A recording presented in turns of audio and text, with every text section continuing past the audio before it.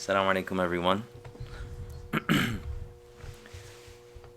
Bismillahir Rahmanir Rahim. Alhamdulillahi Rabbil Alameen. Wa sallallahu ta'ala ala Sayyidina Muhammadin wa ala alihi wa sahbihi ajma'een. In the name of God, the most gracious, the most merciful, we send our peace and blessings upon our beloved Prophet Muhammad and upon all the prophets and messengers. Allahumma alimna ma yanfa'una wa anfa'na bima 'allamtana wa zidna ilma. O Allah, we ask you that you teach us that which benefits us, and you benefit us through what we learn, and that you increase us in beneficial knowledge. Allahumma arina al-haqqa haqqan warzuqna ittiba'ah, wa arina al-batila batilan warzuqna ijtinabah. We ask you, dear God, that you show us truth as truth, and allow for us to follow it, and give us success in following it, and that you show us falsehood as falsehood and grant us success in avoiding it and staying away from it. Bismillah. So to begin, it's an honor for me to be here with you all. This is an extremely important seminar that has been put together by Seekers Hub Toronto. And the intention, to remind myself and all of you, we should come here with the intention that we're really seeking truth. I don't know what questions people have. I don't know where everyone is at. And I don't want to assume. But we should really come, despite wherever we may be, with the intention to seek truth. And that we're not here. There's enough between human beings. There's enough divisiveness. There's enough enmity. We're not here to, cheer our own group, but actually just to seek truth and meaning. And I personally feel that this is very timely. Subhanallah, sometimes things work out in an interesting way. But as soon as this was being put on, and I received the news that we were putting on this seminar, and I love the name, Why Allah? All these questions started coming up from people who were kind of in need of something like this. So I'd be like, come out to this thing. And actually just last week, maybe, inshallah, maybe he's on his way or he's watching online, but just last week a student came to my office and was sort of like, I need to really learn the foundations of belief and theology because I'm having trouble in one of my classes kind of making sense of certain things. So it's very timely. And we should be, every single one of us, we should be people who seek deeper meaning. And that only comes through knowledge. That meaning and understanding comes through knowledge and clarity. And this question, why Allah, is the most important question. Sometimes we talk about a lot of secondary things. And sometimes we can get caught up in the secondary things and lose sight of what it's all really about. Whether we're talking about hijab or beard or fasting or whatever it may be. And people get so engrossed in these subjects that maybe someone who is kind of on the sideline just trying to feel like, what am I doing with my life? They almost feel like this conversation has nothing to do with me. But really the ultimate goal and the most important question is, why Allah? Like, why are we doing this? And that the end goal is God. The end goal of everything that we're going to be talking about today is God and nearness to God and success in that regard. So that's just kind of my reflection when we were talking about having this, and I said Alhamdulillah, because it's so funny, even in a lot of the kind of the culture of the conversation that surrounds Islam, it's like Islam says you got to do this for Islam, and it's just like Islam is the vehicle. Islam is not like this end goal. And we don't believe in this figure called Islam that tells you to do stuff. But the end goal is really Allah subhanahu wa ta'ala. When God talks to the Prophet, peace and blessings be upon him, and addresses the Prophet in the Quran, it's always saying, and you are inviting people to God. You are inviting people to God. You're not inviting people to Islam. Islam is the vehicle. It's the religion. We believe in that. But the end goal is really God. And a lot of people, when they're coming with that question, that's the big question. And when we're talking to people, the meaning of life and the purpose of life is something that, everyone's really interested in at some level. So the problem, I would say, in my limited experience, when it comes to religion and when it comes to issues of doubt, is we often see, whether it's historically or even today in the public eye, that religion is often misused and misrepresented. That a lot of people feel, and this is sort of like a cognitive frame that's been accepted by the modern mind, that religion caused a lot of bloodshed and violence and wars and messed up people in the past. So we kind of like, we're advanced now, and we believe, this is another cognitive frame that should be challenged. We believe that human beings with time, where the Jetsons are where we're, hoping to be, and the Flintstones are the people that we're ashamed of ever having any association with, for those of you who understand those 80s references. But, it's that human beings in the past are backwards, and we look at time as this linear thing, and in the future, as we're moving forward, we're becoming more progressive. We are advancing as a race with technology and so on and so forth. And religion, in that conversation, is often part of what kept us back. In a lot of societies, people, particularly kind of, Europe, post-Enlightenment, secularism is something that, as a way of life, as an understanding of the world, is very widely spread. And religion is kind of done away with, or at best, in a lot of cases, it's something for the private sphere. Like, don't talk about it. What you want to do, at home or in your particular mosque or temple or a place of worship, that's cool. But just leave it there.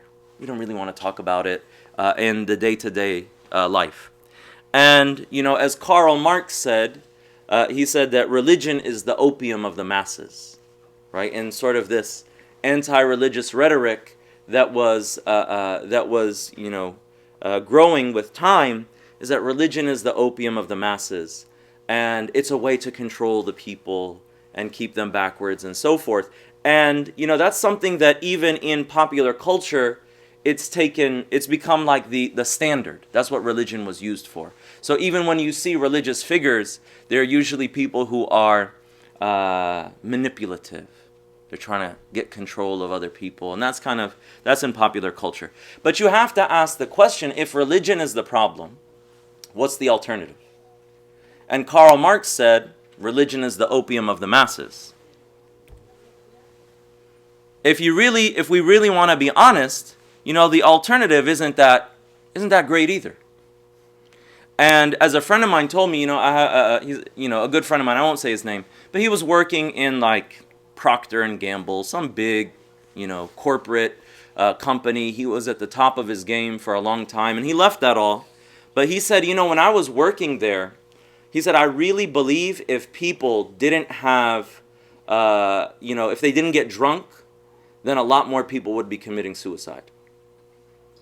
That people they had to drown out whatever pain they were experiencing. And he's saying, these are people who you see them from the outside, they've got it all. They're in the Fortune 500 company, nice suits, nice haircuts, nice cars, whatever, nice houses. And he said when it came time for them to actually have some downtime, they would get inebriated all the time. And I just thought that was really powerful. When he told me that, he said, I honestly feel like, we would see a lot more of suicide if people didn't just have something to drown out the pain. So we have to ask ourselves the question, is this what life is about? Is life about, if you look at just these material goals, there's a lot of people who are materially well off, but you really look at their lives and you just kind of wonder, this isn't the dream that we're being sold, if you want to look deeply into it. And Sheikh Hamza, he has this really beautiful, all these beautiful, Sheikh Hamza Yusuf has all these beautiful insights into the spiritual path and into the world and he always relates it back to medicine. And because he worked as a nurse for a while, and he's just a brilliant and righteous man, may Allah preserve him. He was saying that, when you have pain in your body, it's a sign that something's wrong. And it's actually a gift from God, if you want to look at it from the lens of faith. He said it's a gift from God. That pain lets you know, ooh, I think I need to see a doctor. No, I'm okay. Right? He's like, are you okay? I think I need to see a doctor, right? Like something hurts. And then you go to the doctor and it's a sign that something is not functioning the way it's supposed to. And he said a lot of people have a spiritual pain. And that's a sign that something is not functioning properly. And, you know, without knowledge, without the right avenues, and with sort of this move towards, you know, a very self-centered lifestyle, you know, a lot of people don't have avenues of where to actually, treat that pain. And we feel it. They feel it, definitely. And, you know, sometimes one of the ways to just escape is through things like intoxicants. So maybe Marx didn't really, maybe he wasn't really on the dot with that. And Sheikh Abdul Hakim Murad, you know, a contemporary scholar, another brilliant mind, he has a beautiful contention where he says opium is the religion of the masses. That's what they've dedicated their lives to. Religion used to be something that was the center of spiritual life for peoples and communities. And now that's been replaced, and I didn't look up statistics, I didn't want to get into that, but you can look up the statistics of addiction and its relation to mental health and its relation to how it destroys people's lives. And it might start off as some sort of, you know, fun escape, but it ends up, even alcohol, you know, most drugs are illegal to the best of my knowledge, but alcohol is something that's it's not even seen as a drug, right? Like, it's not even seen as a drug.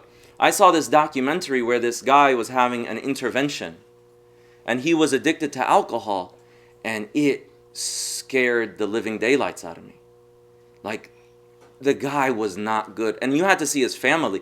When he would get drunk, sometimes he would walk out into the street and get hit by cars, and then back to the same old thing. You know, after he would get out of the hospital, it's back to the same old thing. So anyway, this isn't about alcohol per se, but it's the fact that these things are destructive, and they're not answering that spiritual pain. You know, Sheikh Hamza's had another amazing insight. He said, when you take Tylenol, it doesn't get rid of your headache. It just removes your ability to feel the pain. It's actually still there. I don't know how it works medically and chemically, but it essentially blocks off the brain's ability to feel that pain. And he said the spiritual pain is still there. And these things don't solve it, right? So, and we believe from a spiritual perspective that giving into your nafs is your lower self, your ego. This part of you that is the part that says me all the time. Giving into your nafs is the quickest path to destruction. Even from a worldly perspective. And particularly when it comes to faith. And a lot of you know, I work with students, and a lot of what we're being told, the dream that we're being sold is it's all about you. You know, you only live once. And it's about your fulfilling your desire. It's about living it up. It's about, you know, getting the most that you can while you've got time. And the question is really, what does that bring? And you see, you know, the emphasis on the self actually being very destructive. You know, now we have, and this is actually not something really I think we should make light of, but there's this whole selfie culture. Right? We have selfies, and people take a lot of pictures of themselves. Let me ask you all an honest question. What do you think that does when that's the norm? It's about me, picture. I gotta look good. I gotta work out. I gotta dress in a particular way. And I'm not trying to be funny. Sometimes I'll see people's pictures online, and then I'll meet them in real life, and I'll be like, oh, okay. I I don't know what happened between the time you took the picture. No. I'm not making fun of it. But there's like, we all feel that way. Like, I want to look really good in this picture to show my best face. But then when that's taken to an extreme, what happens? People have serious issues with self-image. I have students coming to me who are perfectly normal looking. Nothing wrong with them, saying, I hate how I look. I hate my body. I hate how I look.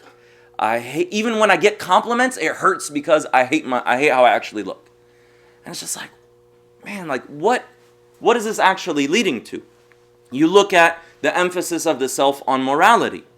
And it's all, as long as it's good for me.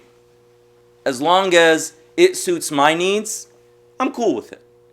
And if you look at pop culture, it's scary that all of these really famous movies and TV shows and so forth, not all of them, but a lot of them, for an example, one of the ones that's the most famous in TV history, Breaking Bad, is about a guy who is a bad guy. He's the hero. That's crazy. Even when we were kids, when we were growing up and we were watching movies and stuff like that, there was a lot of stuff that wasn't the most wholesome. But like Superman was a pretty good guy. He had moral values. He was trying to do the right thing. You had people, when I was younger, like I always kind of, like I liked fantasy because I didn't know in real life that there was people you could aspire to be like. I was like, man, these people are amazing. But now it's like the good guy is the guy who will lie, cheat, and steal and kill, to further his own self-interests. And that's what's popular, right? The person who is the, what do they say? The conflicted one. The morality, they have this inner, conflict. Alaikum salam. And, they don't always make the right choices. And, we're only human. And that's more real. Okay, I just think that's, once again, a sign. One of the things, once again, it was actually like a 4-minute clip that I was listening to of Sheikh Hamza today, but it was like, man, there's so much you could get out of that. He said another thing that was very interesting is that they have found that one of the secrets to happiness is being in the service of others. It's called the hedonistic principle. When you serve, it's almost counterintuitive. When you serve other people, it makes you happier.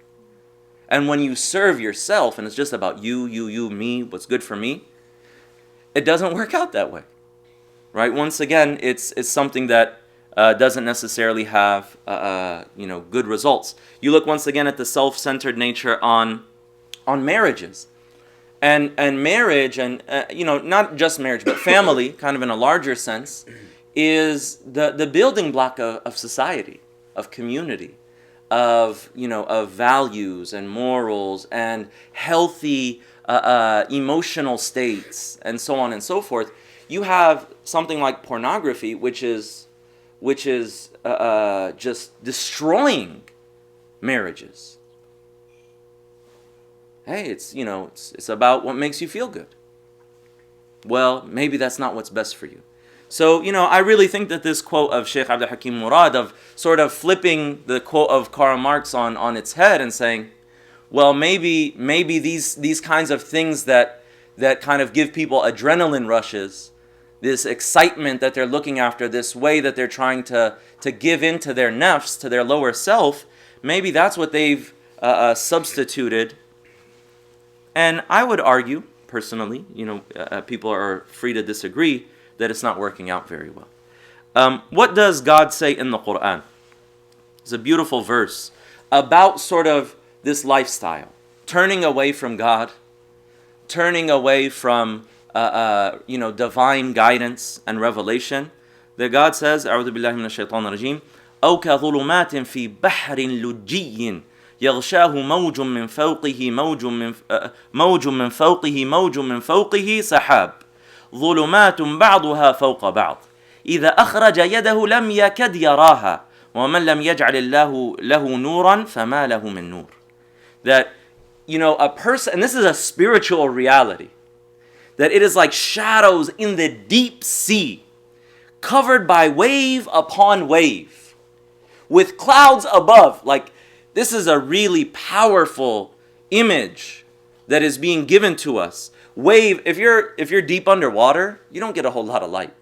We all kind of know that. But it's like wave upon, you're really deep and it's cloudy.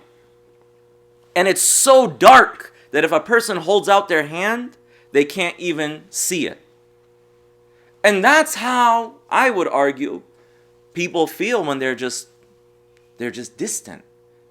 What's the purpose of life? You know, now there's even statistically in like Pew Research and Gallup polls and so forth, there's a higher number of, still not very high, but there's a higher percentage of people saying that life has no purpose, has no meaning whatsoever. It's just chaos. And we die. And that's it. And then, you know, you kind of wonder, what does that do to someone? That understanding. Okay, how do you treat other people? How do you see yourself as a human being? How do you see your direction in life? How do you see your relationship, you know, with your family or with, or even just strangers? What do you owe them? Or other people's, and so forth. And then God says, the one to whom God gives no light, then who has no light at all. Or it could also be translated, where are they going to get any light? You're going to get it from the other alternatives? It's not going to work, right? So that brings us to the next point, is that, scholars of the spiritual path within Islam, they would say we are created to love.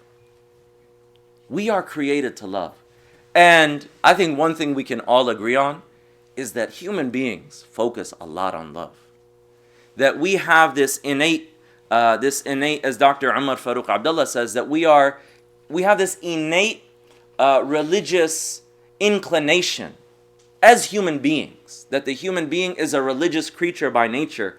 And he says, but if we don't have God, if a human being doesn't have God in their life, then they will try to substitute that with other systems that essentially serve the same purpose, right? But we are meant to be, we love love. We want to be beloved. We want to be in love, right? And that's something that we believe is related very directly to the soul. And there's a really great line of poetry by a contemporary poet, Amir Sulaiman, where he says something I think is very profound. He says, but I've learned the thing that pulls the fiend to the pipe is the same thing that pulls a human being to the light. The love of love. That a lot of the problems, I would argue, is that there is this void and people are looking to either drown out the pain because they don't know how else to deal with it. But internally there is this love of love. They are trying to answer this call for some sort of meaning.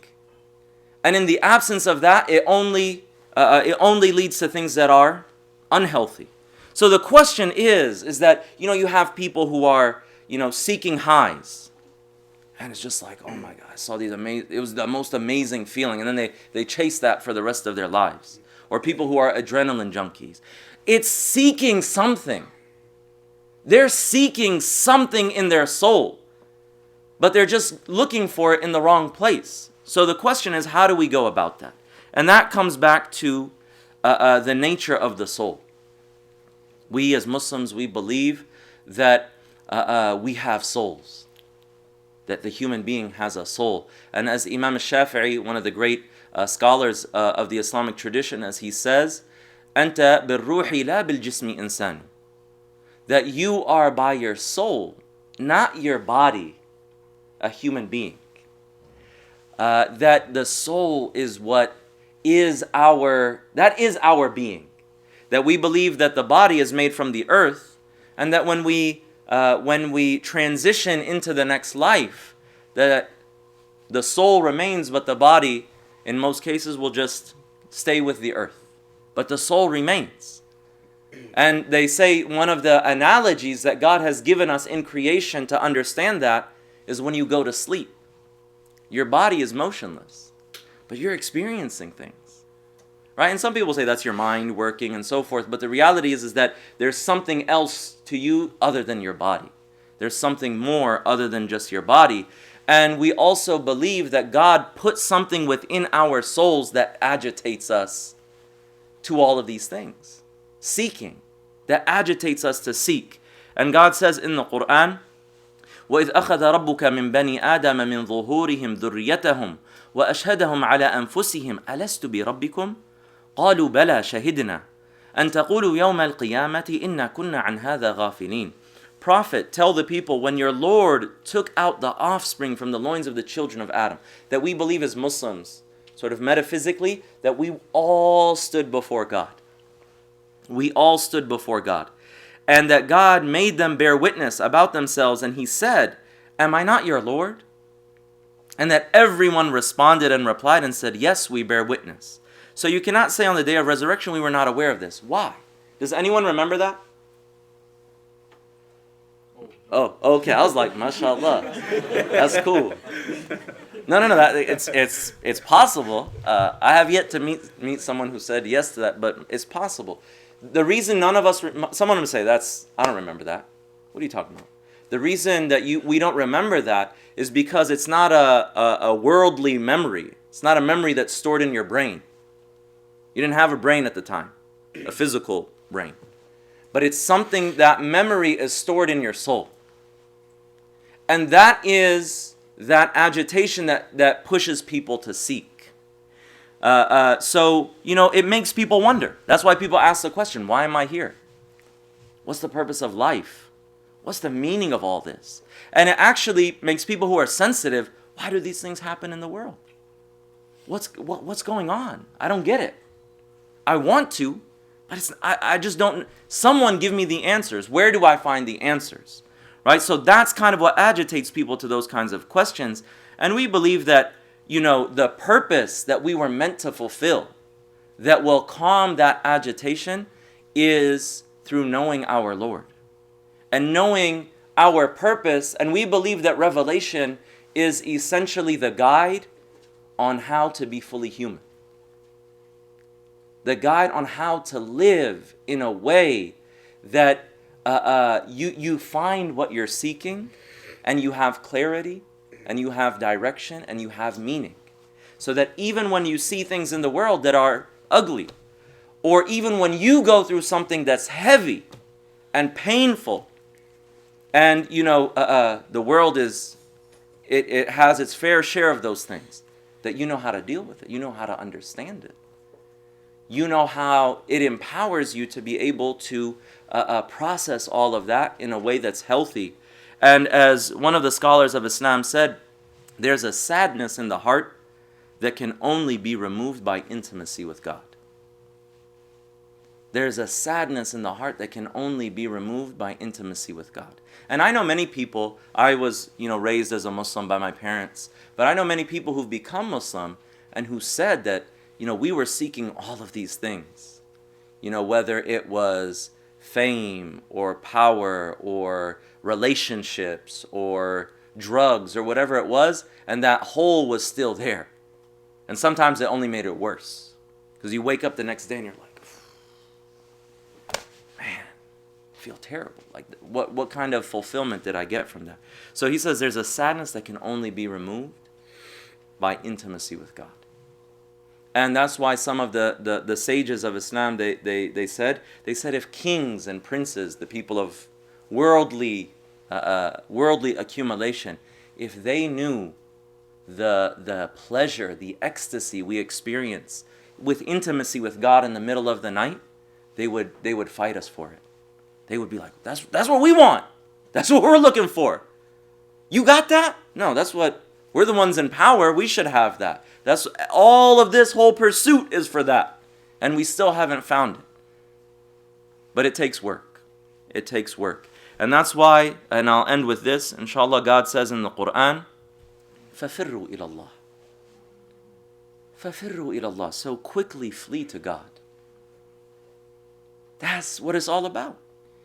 And you will find, this is the solution to the pain. This is the solution to the confusion. But the thing is, like I said at the beginning, there's been a really good marketing campaign to say that this is the cause of all the problems. And we can, inshallah, with time and learning, you can sort of understand, what it really is about.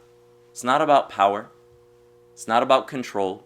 It's not about if someone doesn't agree with us that we have to make that person, that we have to subjugate that person to us. That's not what we're seeking at all. At all. We want to be close to God. We want God's good pleasure. We want salvation. We want to live good lives. We want to interact with one another in a good way, to have good friendships, good family situations. And what always gets in the way of that, even for people who, they actually incline towards religion, is the ego. And, what pushes them, to give in to that. So we need to invest in this question. Why Allah? We need to invest in this question. If someone tells you, oh, it's not that important, just be a good person who cares about the rest, how do you know it's not an important question?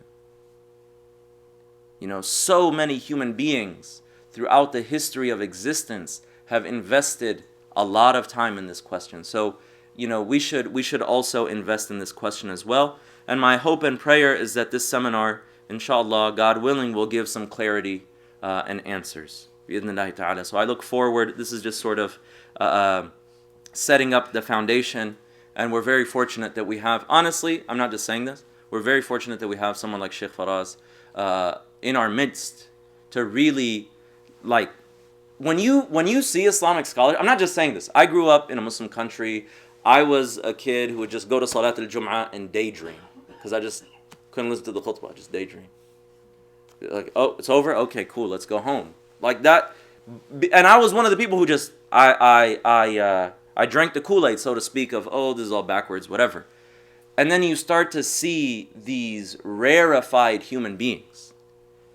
Rarefied intellectually, spiritually, in their character, in their intelligence, in their sharp human beings. And then you start to realize, whoa, the tradition actually had these amazing minds and souls of people who were, at the pinnacle of intelligence and wisdom and so forth.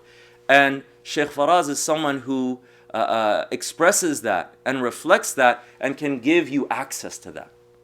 So inshallah ta'ala, by the grace of God, inshallah. So, I really pray that we come to this sincerely. Like I said, I don't know where everyone is at. We come to this sincerely, seeking, and my prayer is that it will give clarity and answers, and hopefully some serenity to our souls.